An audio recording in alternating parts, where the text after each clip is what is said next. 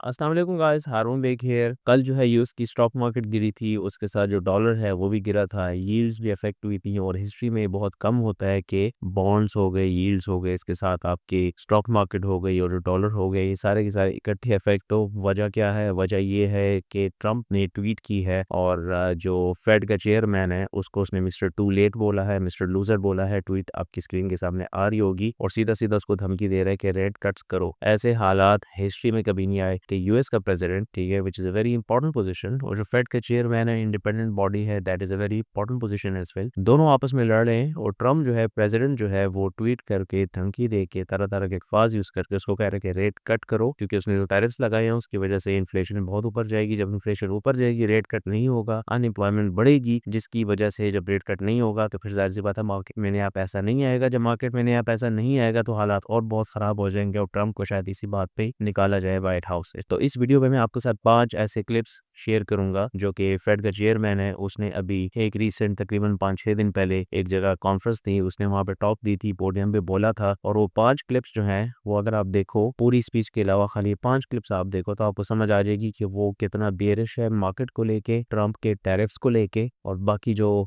Inflation है, जो rate cuts हैं, इसके बारे में उसका क्या ख्याल है, और ओवरऑल इकोनॉमी को लेके। तो ये सारी चीज़ें आपको इन 5 क्लिप्स में क्लियर हो जाएंगी और इससे आपको एक नई चीज़ सीखने को भी मिलेगी कि किस तरीके से जो बड़ा पैसा है, जो बड़े इन्वेस्टर्स हैं, वो पावेल की स्पीचेस को, इन तमाम चीज़ों को देखते हैं और अंदाज़ा लगाते हैं कि मार्केट जो है वो उसकी नेक्स्ट मूवमेंट क्या होगी, मैक्रो आउटलुक जो है वो क्या होगा। तो इन वीडियो सीरीज से आप लोगों को भी बहुत कुछ सीखने को मिलेगा and you guys will become much smarter as well. तो क्लिप नंबर 1, जिसमें बंदा पूछता है कि अगर स्टॉक मार्केट क्रैश हो गई तो क्या फेड इंटरवीन करेगा या नहीं करेगा?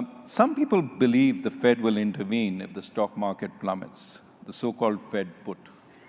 Are they correct? I'm going to say no with an explanation. So what I think is going on in markets is markets are processing what's going on, and it's really the policies, particularly the trade policy, and really the question is, where's that going to come in? Where's that going to land? And we don't know that yet. And until we know that, you can't really make informed assessments that would still be highly uncertain. Once you know what the policies are, it'll still be highly uncertain what the economic effects will be. So markets are struggling with a lot of uncertainty, and that means volatility. But having said that, markets are functioning, conditional on being in such a challenging situation.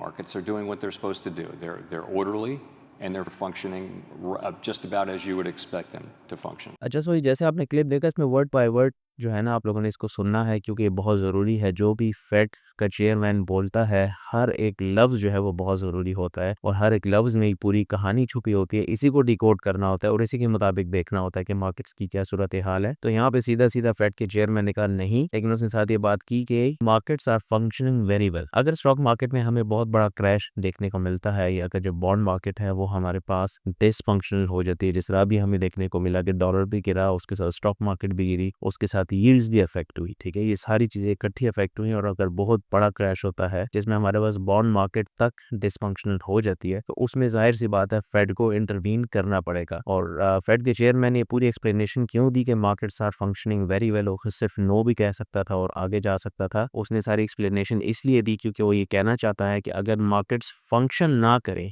सही तरीके से तो उसके बाद जो है वो fade को इंटरवीन करना पड़ेगा। अगर बॉन्ड मार्केट हमारे पास कोलैप्स होती है, या अगर स्टॉक मार्केट हमारे पास कोलैप्स होती है और कैस्केडिंग इफेक्ट से हमारे पास डॉलर भी बहुत वीक हो जाता है, यील्ड भी बहुत ज़्यादा हमारे पास इफेक्ट होती है, तो उस वक्त फेड को इंटरवीन करना पड़ेगा। This is what he wanted to say. अब चलते हैं क्लिप नंबर 2 के ऊपर। For the time being, we are well positioned to wait for greater clarity before considering any adjustments to our policy stance. We continue to analyze the incoming data, the evolving outlook, and the balance of risks. We understand that elevated levels of unemployment or inflation can be damaging and painful for communities, families, and businesses. We will continue to do everything we can to achieve our maximum employment and price stability goals. जो आपने अभी clip number 2 सुना, fade के chairman ने बहुत aggressively ये बात की है कि अनएम्प्लॉयमेंट जो है वो ऊपर जाएगी, और अनएम्प्लॉयमेंट के ऊपर जाने के साथ साथ जो इन्फ्लेशन है वो भी आप लोगों के पास ऊपर जाएगी। This will be very very painful for the American people. ये जो आगे आने वाला वक्त है 2025 में, फेड के चेयरमैन ने बहुत एग्रेसिवली और बहुत साफ अल्फाज में कहा है, रीजन है ट्रम्प के टैरिफ्स। अगर ये मामलात इसी तरह चलते हैं, अनएम्प्लॉयमेंट ऊपर गई, इन्फ्लेशन ऊपर गई, American people will be crushed and it will be very very painful. इस बात के ऊपर मार्केट ने बहुत ज्यादा रिएक्शन दिया था। अब चलते हैं क्लिप नंबर 3 के ऊपर। Where we are now, again to your question, is the administration is, as I mentioned in my remarks, is implementing significant policy changes, and particularly trade now is the focus.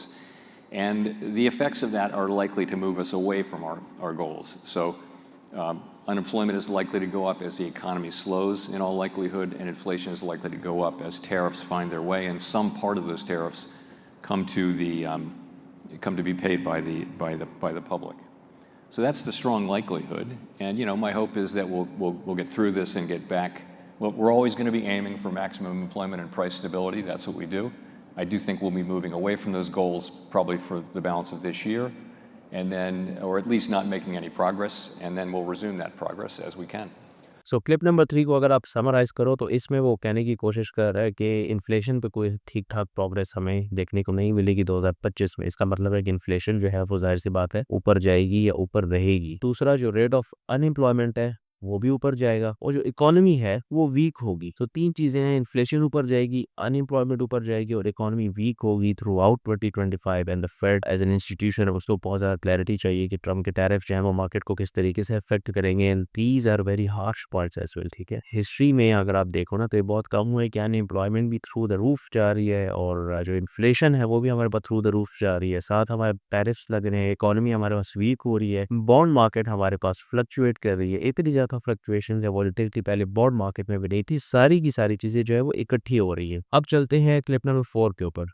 Given that we're talking about the future, you may be confronted in the not so distant future with both higher levels of unemployment as well as potentially higher inflation.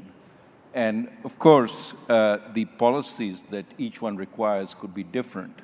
You talked a little bit at the podium about how the Fed would see these two and how it would address it. Just giving you a chance again to elaborate on that.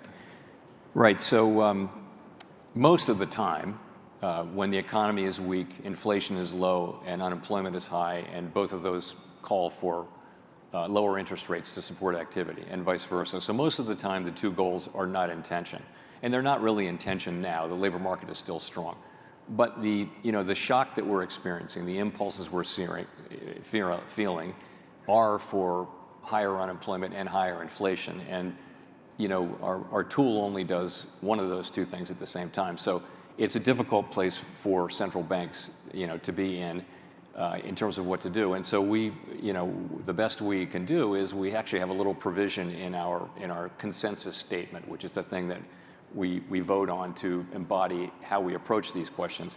What we say is we will look at how far the economy is from each of those two goals, and then we'll ask, might there be different paces at which they would approach those goals?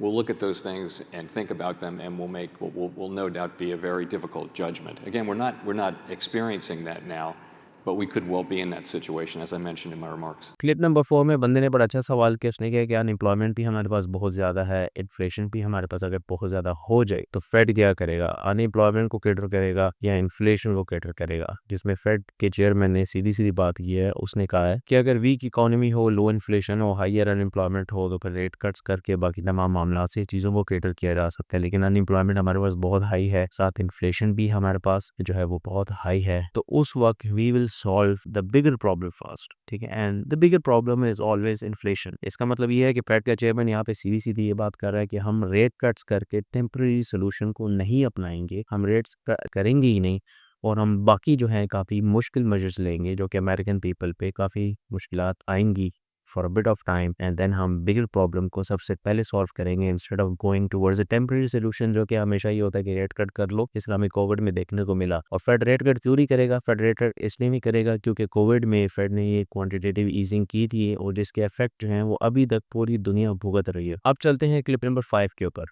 Mentioned amongst the issues you were focused on was the U.S. fiscal situation.